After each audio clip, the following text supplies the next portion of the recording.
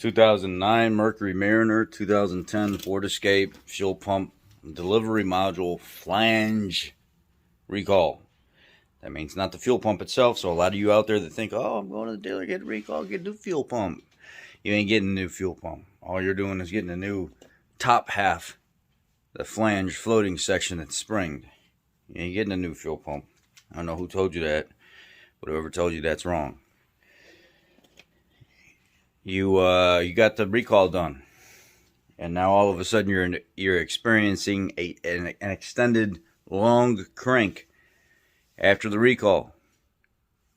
I'll show you what the problem is.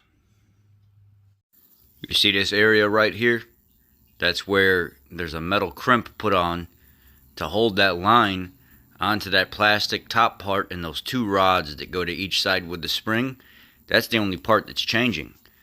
You basically take that line off the old assembly and then you transfer the same line back over to the new top part.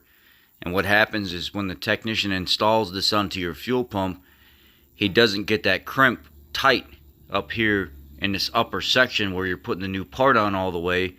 And as the fuel pump is turning on, it's actually pushing fuel out around that connection and not making it up to the engine completely, causing an elongated crank to where you have to sit there for a few seconds or prime it more than once.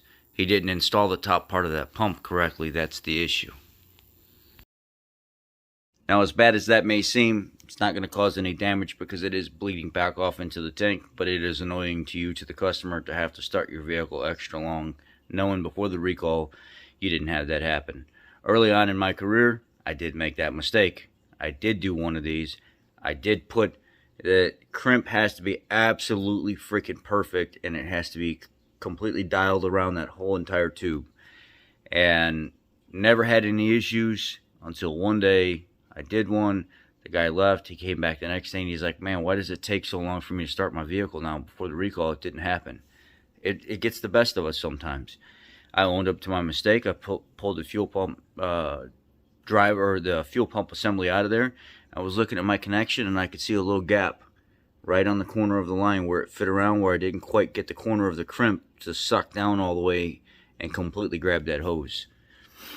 I cut it off. I put a new crimp and stuff on it. Worked absolutely perfect. You make that mistake sometimes. These lines have to be put on there absolutely perfect with the right tool to crimp it down. Y'all be blessed.